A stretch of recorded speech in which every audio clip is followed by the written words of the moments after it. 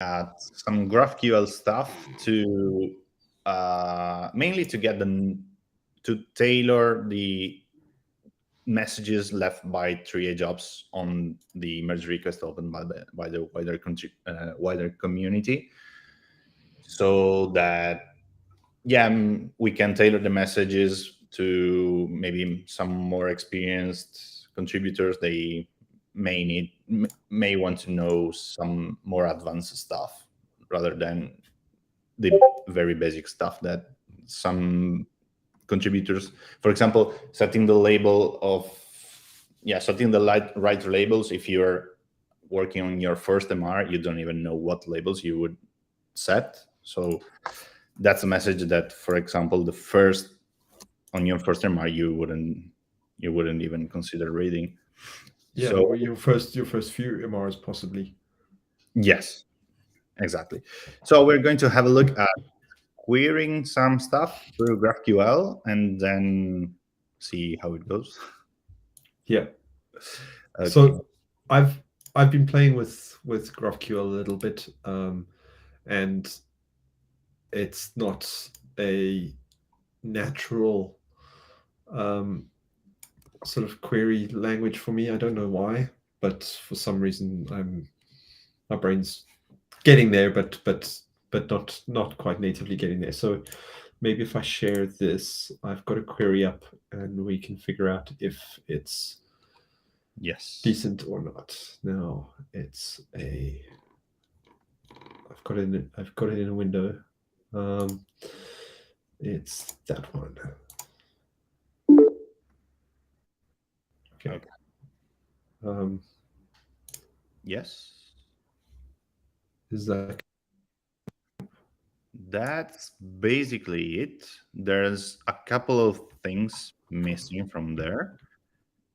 So there's another parameter to the query, to the merge request query, that's include subgroups or something like that. okay? Otherwise, you're only going to get the first, yeah, exactly, only the top level ones, basically. Do I just give that a true? Yes. Okay, that's still happy. But Yes. now this is giving us a number of nodes. Yes. Now I'm assuming that this is going to hit pagination at some point. True. But you don't need to. If you only want the number, you can get rid of the nodes and the IID and just use count. Oh, really? Okay, cool. Yeah, I wasn't sure how to get a count out of these things. And Oh, that's basically it. it's as easy as that. Okay, fantastic.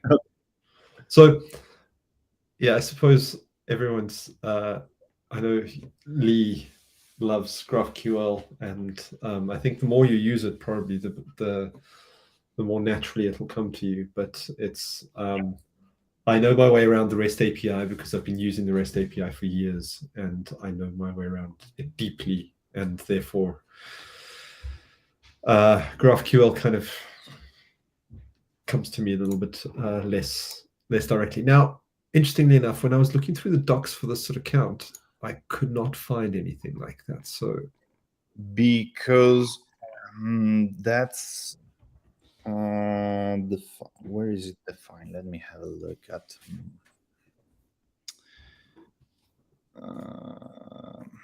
Because if you find merge requests, I don't know if it's even visible. No, because that's the data.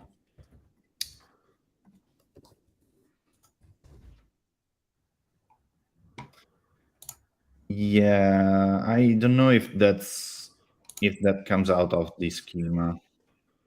so now, okay, so this is actually something that could we,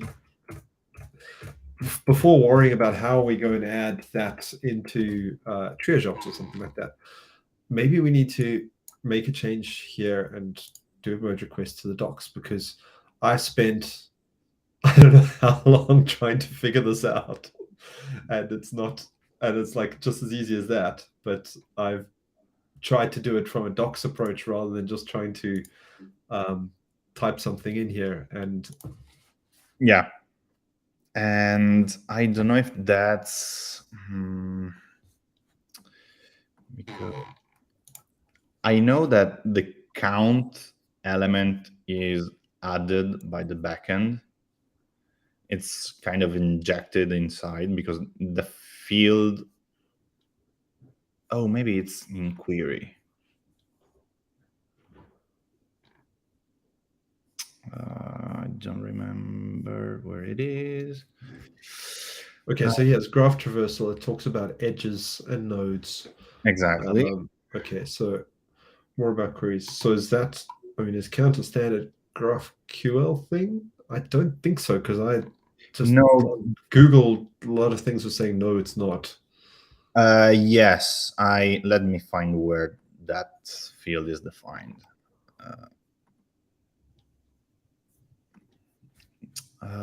What was I looking at with Lee? That time logs, time logs, time log type, time log. The connection type. The connection type has the time log connection type. Yes. Okay. Let's see if the GraphQL docs has that connection. And that's the merge requests. Merge request connection. Yes. So if you on the schema, if you search for merge request connection,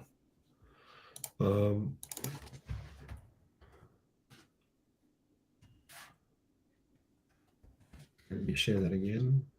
Sorry, I stopped sharing.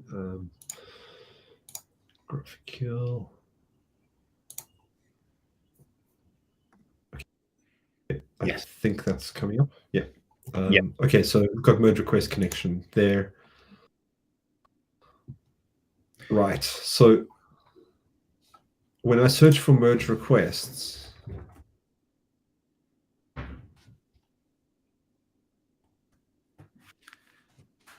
or merge request. So this merge request, is that what this thing is giving me?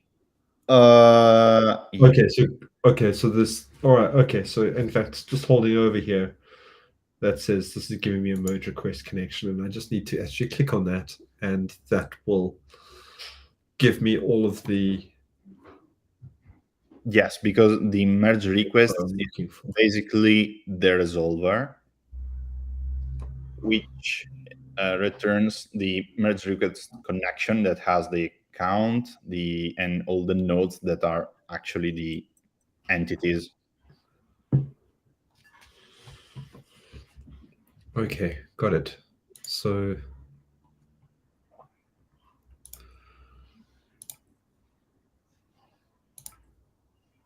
that actually gives me everything we wanted then. Basically, yes. Okay. Wow. I knew it had to be easy, but it was completely Hidden. hidden from me. And even just searching through here, I wasn't. Yeah, I don't know if there's the connection type exposed in here somewhere. And maybe that's something that we need to change, because using what my brain says this is the reference, so this is the definitive reference. So my brain goes docs, everything's there, rather than what's coming up here under the actual GraphQL Explorer. So Yeah, I would definitely have a chat with someone from the backend to know why, if they're not in here, why they're not in here. Yeah, and if I search like merge request, it gives me that merge request object, which is fine. It because shows me that's all the different things that are available inside that. But yes, in this case, I only wanted to find the instances of that. yes. I don't know how if it,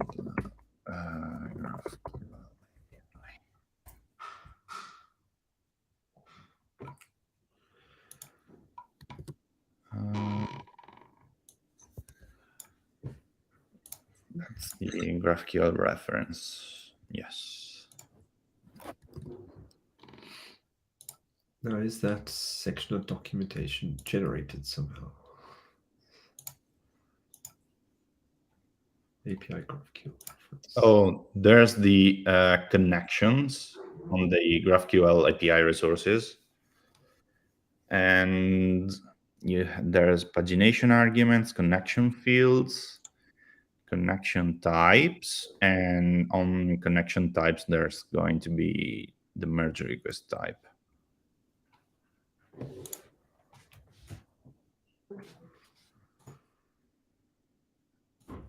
Is there the count? Okay, so there's Yes, the count is exposed in here.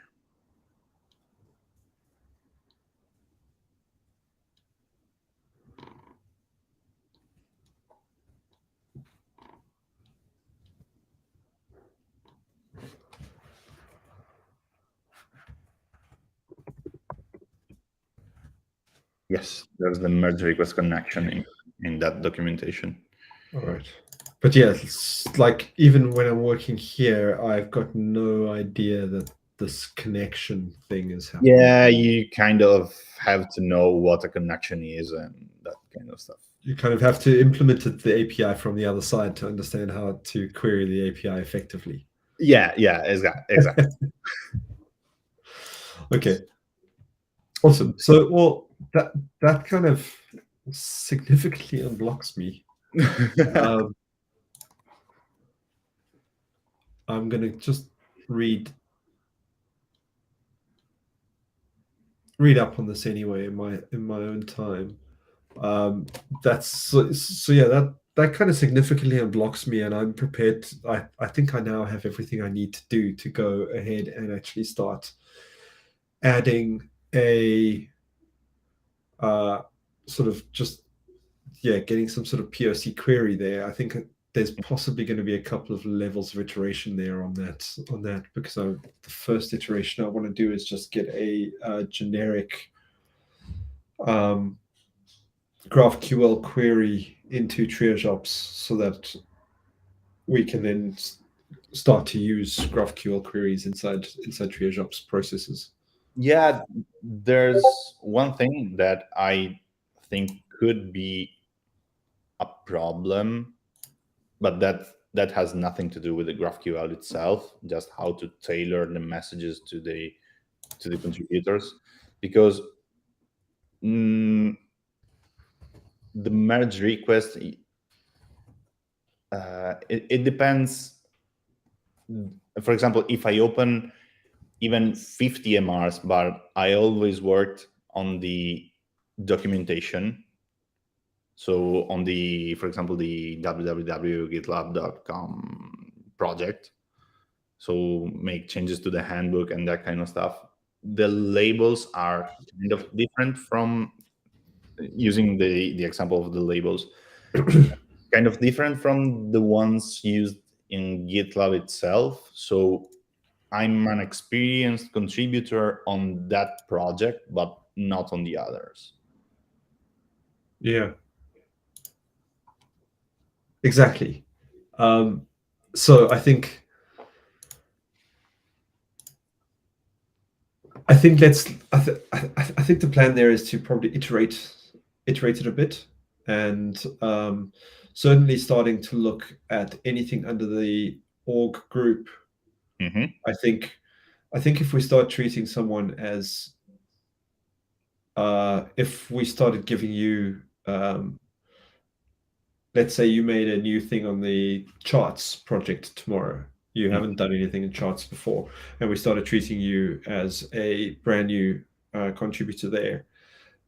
It wouldn't be a bad thing, but at the same time, we can probably expect different things from you anyway, because even though it's a different project, there is still an amount of general GitLab knowledge in that, in terms of labels and groups, and what sections and other types of things, and even type, merge request type. If is it a bug fix, is it a feature, etc. A lot of those overriding themes are very similar, even on the other projects. Mm-hmm. But I think the biggest thing is that if this is someone's first merge request within the GitLab set of projects, within the GitLab org group, then almost certainly it's the kind of thing that we want to then treat that contributor a little bit more specially, make sure that they feel welcome, and make sure that they're not necessarily overloaded with, oh, here's stuff you can do, and they're like, oh, I don't know anything about groups, or I don't know anything about labels, and we don't want to kind of scare them away with too much information, or at least be able to deliver the right information up front. So I think the idea here is to get some level of differentiation into the system, and then we can always iterate on the right level of differentiation for the right segments. Yeah, this is just an example, querying the amount of MRs on the group level. You could even go deeper to count the MRs on the project. So you could treat a new contributor as a new contributor every time they open the first MR on a different project. But Yeah.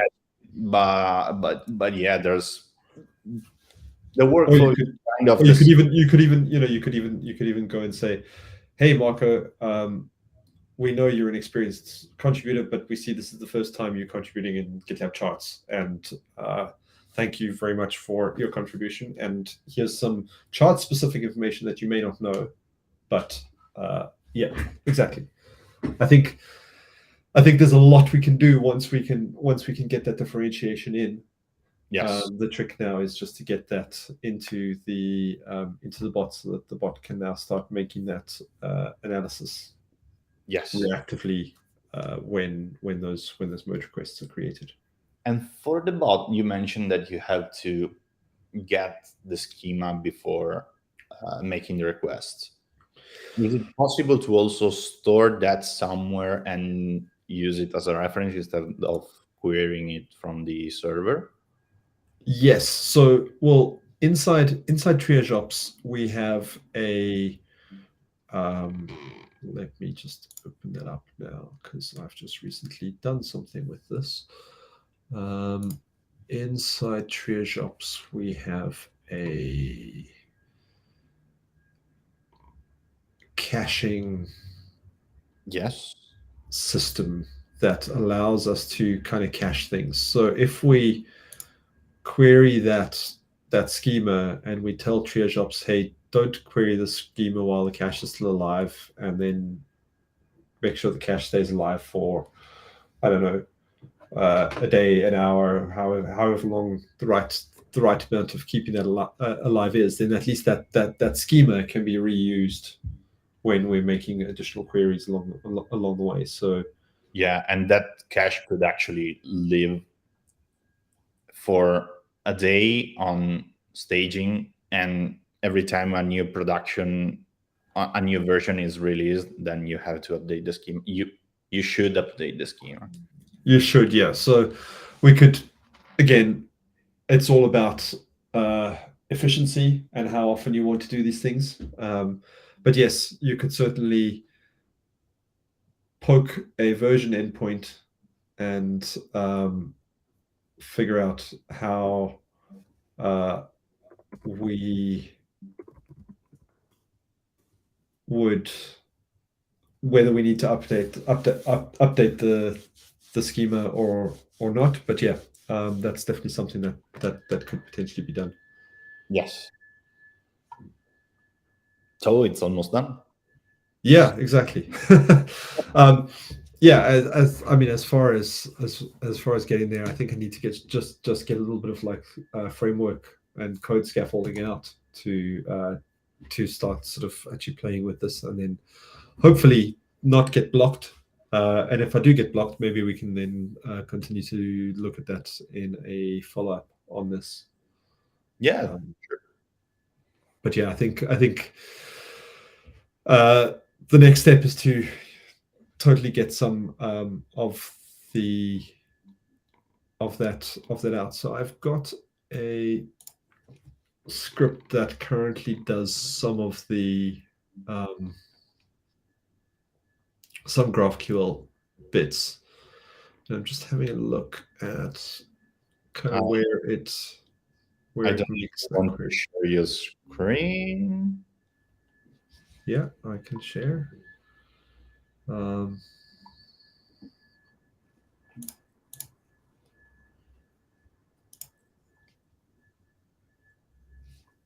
let's just resize this window because that's going to be a very funny size if I try to share that as it is. That will be better.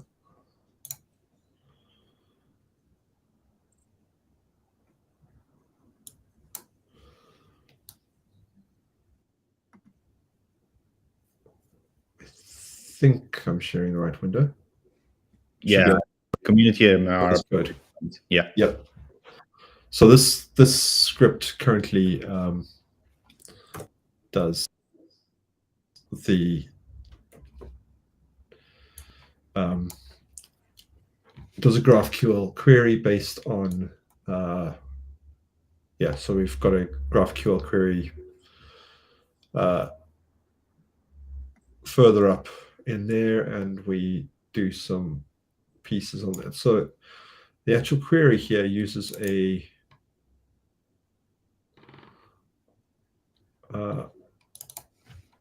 so we get a GraphQL query, and that client is just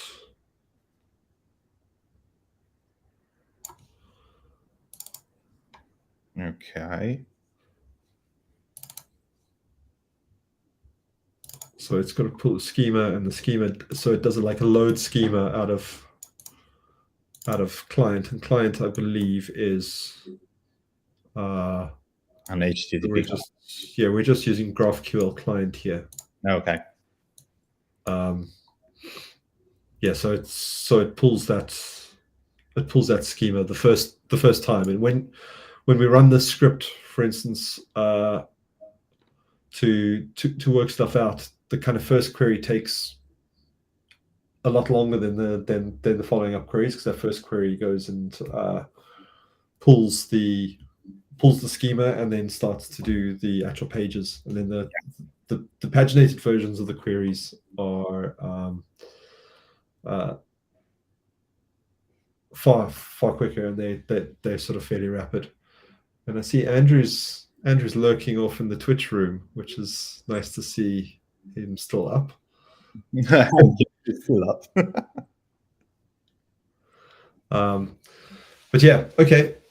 So yeah, so that's kind of what the query kind of looks like.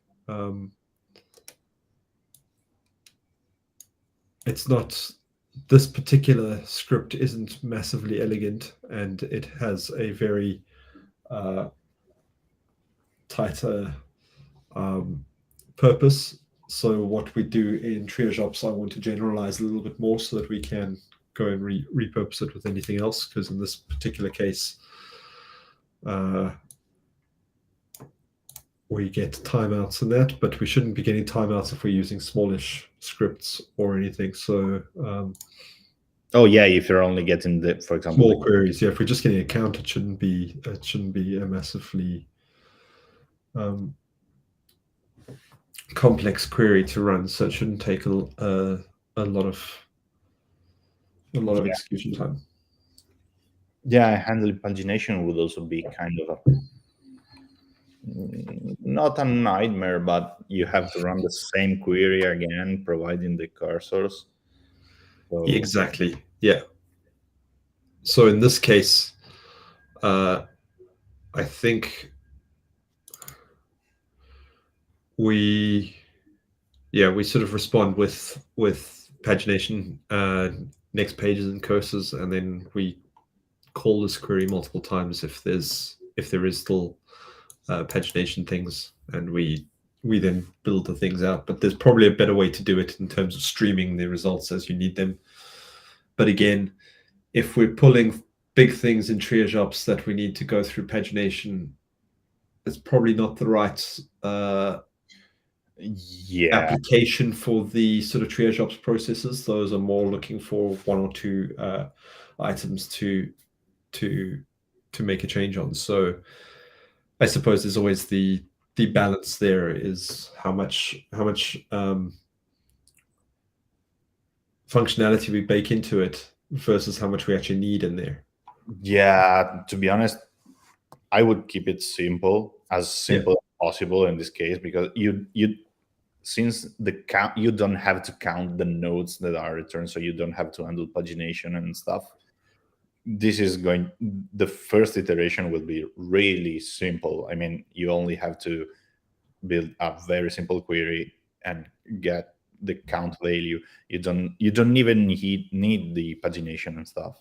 Exactly. Yeah. Well, for this particular query, but just thinking about how we would make that case within triage ops a little bit more general, I suppose. As an MVC, we would just have it as this query framework only supports a single page query. And then if we needed to flesh it out at some later stage, that we could add pagination, then that becomes a additional modification onto the underlying GraphQL framework that we build in triage ops, which kind of also makes sense, because then we iterate on it and grow it out as we need it, rather than just trying to grow it out to a level that we might not actually need, because I want to make sure that we have appropriate testing in place also, so that if we do then flesh it out, we can make sure we flesh it out appropriately. Yes, and also you have to keep in mind, I might be wrong, but I think you could override the pagination stuff to allow more than 100 elements. So maybe you could, I mean, well, it depends on what we're going to handle, but yeah.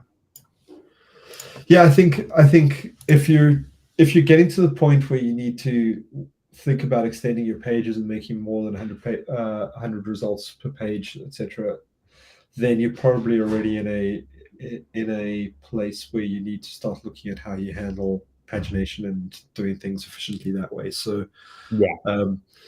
I think from a general purpose way of how we do things in triage ops, we're not necessarily wanting to do things from a large scale pagination. Yeah, I would make. Yeah, I think as soon as you're starting to hit that sort of number of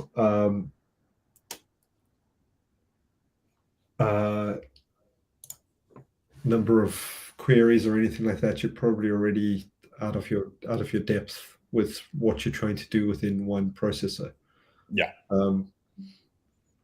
Cool. Also, So this helps me massively, and I should be able to hopefully get something out even in the next day or two. What I can even do is I can add you as a reviewer if you're interested and keen and want to contribute some more to that. Yeah, I never used the GraphQL client, but yeah, It's always a first time. yeah, using the client on the Ruby side, on the GraphQL Explorer, yes, I use that. Yeah, no, for sure. But yeah, like I say, within the actual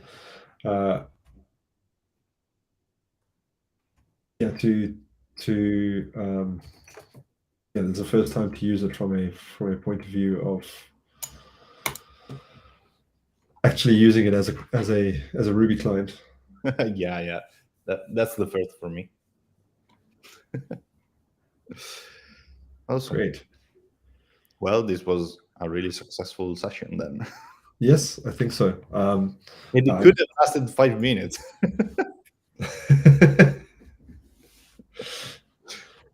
Cool. Oh, Is there anything on your side you wanted to dig into while we went through? To be honest, everything I would dive in now would take more than 20 minutes or so. So yeah, and also I have to. Yeah, I think that we can definitely skip it to the next Okay, session. no worries. Well, thank you very much for your help. No worries. Sometimes just having a one line fixed to your woes unblocks you. But it's, I think, yeah, nice discussion on how we would then go and implement that and worry about that. That also, yeah, that's great. Thank you. Totally. No worries. Well then, see you around. Yes, and thank you very much for joining us on the stream. Yeah, absolutely. Bye everyone.